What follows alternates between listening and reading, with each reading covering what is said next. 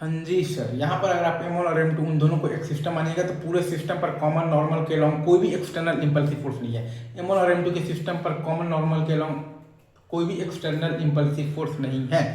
तो हम लोग M1 और M2 के सिस्टम पर कॉमन नॉर्मल के अलॉन्ग हम लोग लीनियर मोमेंटम कंजर्वेशन लगा सकते हैं। तो हम लोग M1 और M2 के सिस्टम पर कॉमन नॉर्मल के अलॉन्ग हम लोग लीनियर मोमेंटम कंजर्वेशन लगा सकते हैं।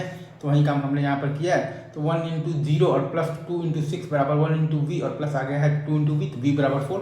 1 into zero plus 2 into six बराबर 1 इंटू वी और प्लस आ गया है 2 इंटू वी, तो वी, तो हमारे पास आ गया है, तो वी बराबर आ गया है 4। ठीक है सर, तो राइट साइड 2।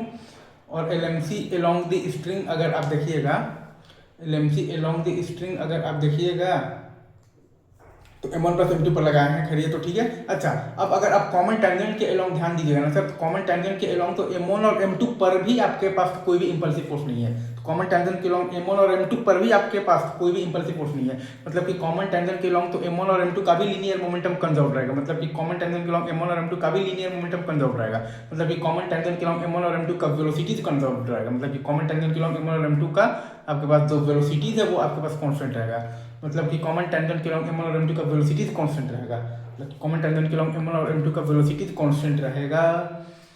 तो सही है उस हिसाब से, मतलब ध्यान दीजिएगा। तो कॉमन टेंजेंट के अलोंग M1 का पहले भी 0 और बाद में भी 0, और कॉमन टेंजेंट के अलोंग M2 का पहले भी 8 और बाद में भी 8, और कॉमन नॉर्मल के अलोंग अगर आप देखिएगा तो पहले M1 का था 0 और M2 का था 6, और अब आपके पास M1 M2 दोनों का आ गया है 4। आप चाहें तो इम्पल्स ऑफ दी आप निकाल सकते हैं, तो टेंशन फोर्स भी निकाल सकते हैं। Integral of the T D T से आपके पास आता है, वो आ जाएगा 40।